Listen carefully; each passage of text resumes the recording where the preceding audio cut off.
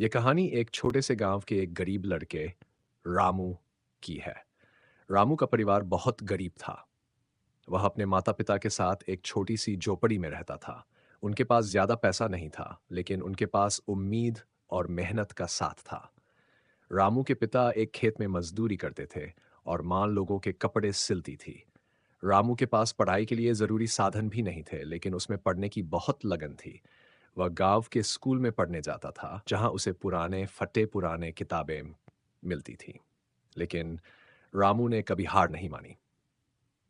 वह रात में एक छोटी सी दिए की रोशनी में पढ़ाई करता था। एक दिन रामू को एक बहुत महत्वपूर्ण परीक्षा देनी थी। वह परीक्षा गांव के बच्चों के लिए थी, जो शहर के एक बड़े स्कूल में छात्रवृत्ति पाने का अवसर देती थी। रामू के पास कोई साधन नहीं था कि वह अच्छे से तैयारी कर सके, लेकिन उसने अपने माता-पिता की मेहनत और संघर्ष को देखकर खुद से वादा किया कि वह पूरी कोशिश करेगा। रामू ने बिना किसी कोचिंग या अतिरिक्त साधन के केवल अपने दृढ़ निश्चय के साथ पढ़ाई की।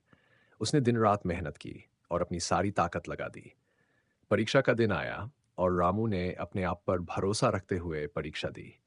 जब परीक्षा के परिणाम आए, तो पूरे गांव में खुशी की लहर दौड़ गई।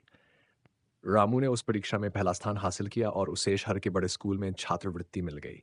यह उसकी मेहनत और संघर्ष का फल था। शहर के स्कूल में पढ़ाई शुरू करने के बाद भी रामू ने अपनी मेहनत और लगन को बनाए रखा। उसने हर अवसर को अपनी सफलता की सीढ़ी बनाकर इस्तेमाल किया। धीरे धीरे उसने अपने जीवन में एक महत्वपूर्ण मुकाम हासिल किया और एक सफल व्यक्ति बन गया। रामू की यह कहानी हमें सिखाती है कि चाहे परिस्थितियां कैसी भी या अगर हम अपने लक्ष्य के प्रति समर्पित हैं और कठिन परिश्रम करते हैं, तो कोई भी बाधा हमें हमारी मंजिल तक पहुंचने से नहीं रोक सकती। ये कहानी उन सभी के लिए प्रेरणा है जो कठिनाइयों से घबरा